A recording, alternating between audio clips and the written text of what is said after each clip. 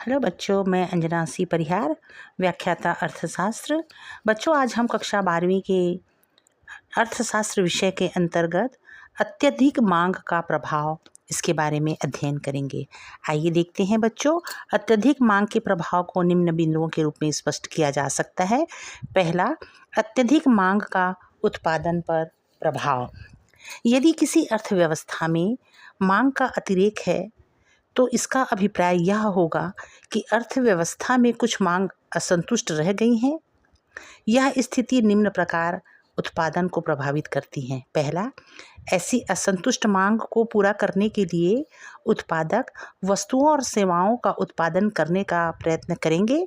दूसरा, इस उद्देश्य के लिए वे अपने उत्पत्ति के साधनों का कुशलता से प्रयोग करेंगे।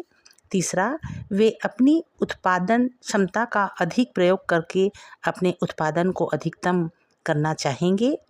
चौथा, यदि उनकी उत्पादन क्षमता कुल मांग को पूरा करने में असमर्थ है तो वे अपनी उत्पादन क्षमता का विस्तार करने का प्रयास करेंगे।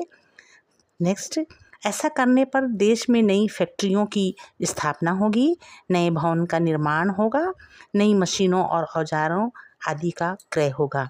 दूसरा प्रभाव है बेटा अत्यधिक मांग का रोजगार पर प्रभाव। अत्यधिक मांग का रोजगार के स्तर पर निम्न प्रभाव पड़ता है। उत्पादन मांग के अतिरेक को पूरा करने के लिए वस्तुओं और सेवाओं का अधिक मात्रा में उत्पादन करने का प्रयत्न करेंगे।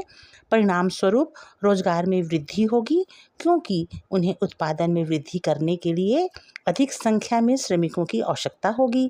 इस संबंध में दो स्थितियां हो सकती हैं। पहला, यदि अर्थव्यवस्था पूर्ण रोजगार की स्थिति में कार्य कर रही है तो देश में श्रमिकों की कमी हो जाएगी। ऐसी स्थिति का लाभ श्रमिकों को ही प्राप्त होता है। वे ऊंची दर से मजदूरी प्राप्त करने में तथा अच्छी कार्यदशाएं प्राप्त करने में सफल हो जाएंगे। दूसरा, यदि अर्थव्यवस्था में अल्प रोजगार की स्थिति है तो अत्यधिक मांग का प्रभाव यह होगा कि जिन लोगों के पास पहले रोजगार नहीं था उन्हें अब रोजगार मिल जाएगा। तीसरा प्रभाव है अत्यधिक मांग का कीमत पर प्रभाव। अत्यधिक मांग का कीमत पर निम्नलिखित प्रभाव पड़ता है। पहला, देश में वस्तुओं और सेवाओं के मूल्यों में सामान्यतः वृद्धि हो जाएगी।